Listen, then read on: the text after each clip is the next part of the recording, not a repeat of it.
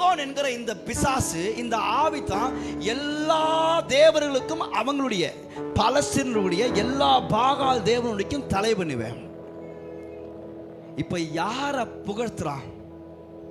தாகோனை புகழ்த்துறான். எப்படிங்க தாகோனை புகழ்த்துறான்? எதனால?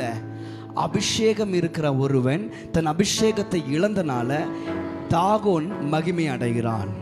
சொல்லுங்க, அபிஷேகம் இருக்கிற ஒருவன் அபிஷேகத்தை இழந்தனால தாகோன் மகிமை அடைகிறான்.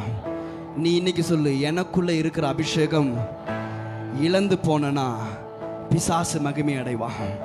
இன்னைக்கு நீ அபிஷேகத்தோடு கூட இருக்கிறது உன்னுடைய கட்டாயம் அல்ல, அது தேவனுடைய நிச்சயமா இருக்குது.